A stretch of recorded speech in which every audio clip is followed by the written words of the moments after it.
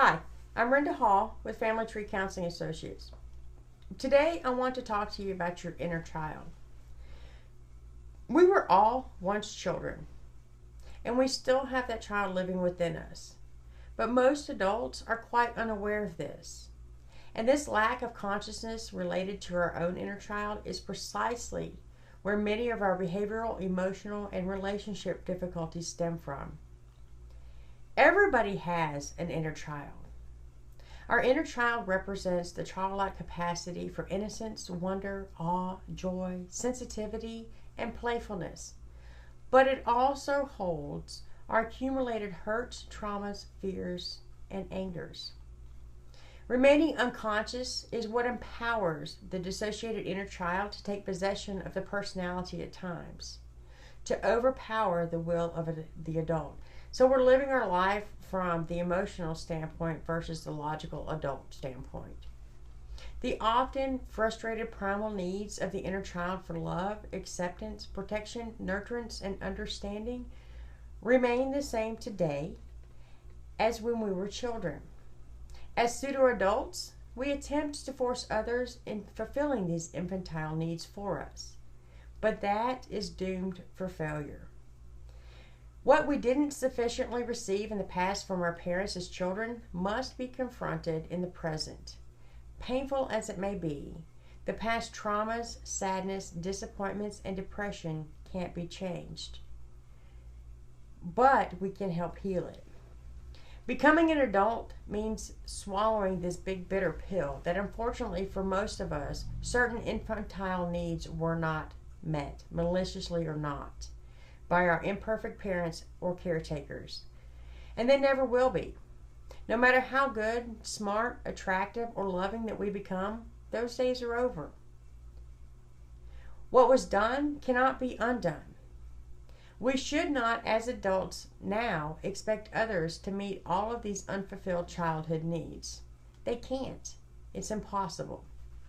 Authentic adulthood requires both accepting the painful past and the primary responsibility for taking care of your own inner child's needs, for being a good enough parent to him or her now and in the future.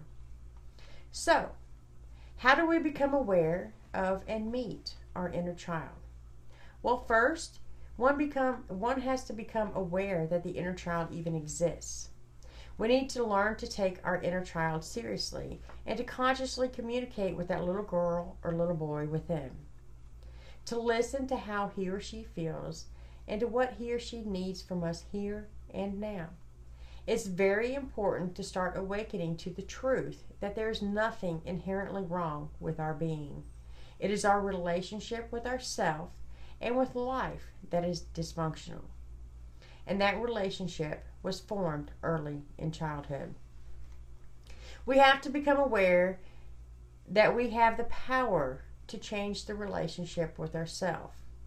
We also have to become aware that we were programmed with false beliefs about the purpose and nature of life early in our childhood, and that we can change that programming.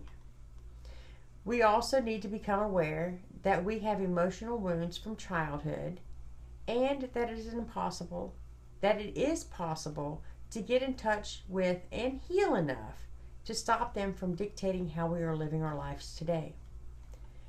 The purpose of inner child healing is to stop letting our experiences of the past dictate how we respond to life today. And this cannot be done without revisiting your childhood. It's imperative that we create a new level of consciousness for ourselves that allows us to observe ourselves in a loving way. It is vitally important to start observing ourselves, our reactions, our feelings, our thoughts, from detached witness place that is not shaming. The emotional, dishonest environments that we were raised in taught us that it was not okay to feel our emotions, or that only certain emotions were okay. So we had to learn ways to control our emotions in order to survive. We learned to relate to ourselves and all the parts of ourselves and life from a critical place of believing that something was inherently wrong with us, and in fear that we would be punished if we didn't do life, quote unquote, right. We adapted the same tools that were used on us: guilt, shame, and fear. And this is where the critical parent was born. The critical parent was our voice that developed. It was a voice that was developed to try to control our emotions, because we got the message that there was something wrong with us and that our survival would be threatened if we did, said, or felt the wrong things. Whatever we are doing or not doing, the internal critic can always find something to beat us up with. It's like, for example, I had a list of things to do today, a list of 10 things to do today. I got 9 out of the 10 done. The inner critic doesn't want to give me credit for getting the 9 things done, but wants to beat me up instead for the one thing that I didn't get done. Whenever life gets too good, we get uncomfortable, and the inner critic jumps right in with fear and shaming messages. The critical parent voice keeps us from relaxing, enjoying life, and loving ourselves. It is vital to start learning how not to give power to that critical shaming voice. We need to start observing ourselves with compassion. This is almost impossible at the beginning of your inner child healing work. But have compassion for yourself by loving yourself. And I know that this is the hardest thing to do. So we need to start observing ourselves from at least a more neutral perspective. We need to start observing ourselves and asking ourselves, where did that reaction come from? Where did that thought come from?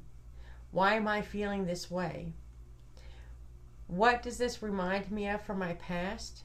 How old do I feel right now? And how old did I react when this happened? Relate to your inner child exactly as a good parent relates to a flesh and blood child. So if you have a child, relate to your own self as you relate to your flesh and blood child. By providing discipline, limits, boundaries, and structure. These, along with support, nurturance, and acceptance, which are all elements of a loving and caring parent living with your flesh and blood child.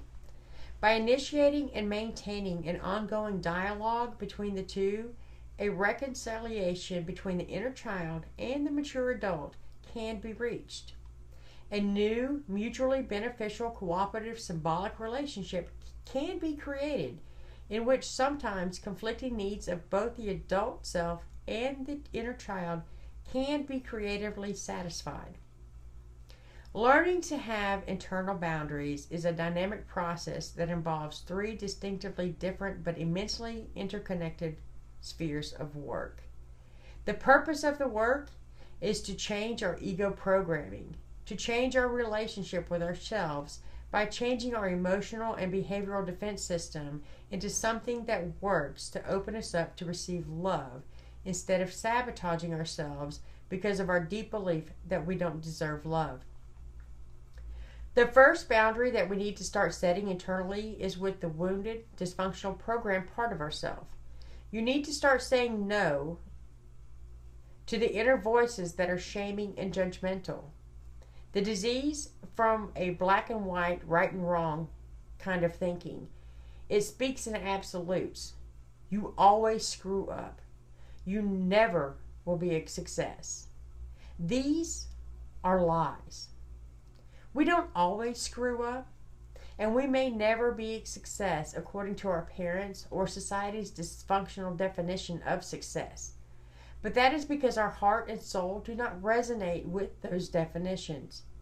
So that kind of success would be a betrayal to ourselves.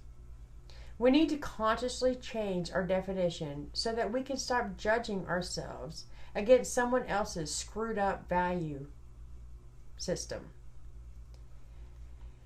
To open communication with your inner child, you need to begin speaking to him and her in a loving way, which means stop calling yourself names like stupid, because that's abusive to your inner child.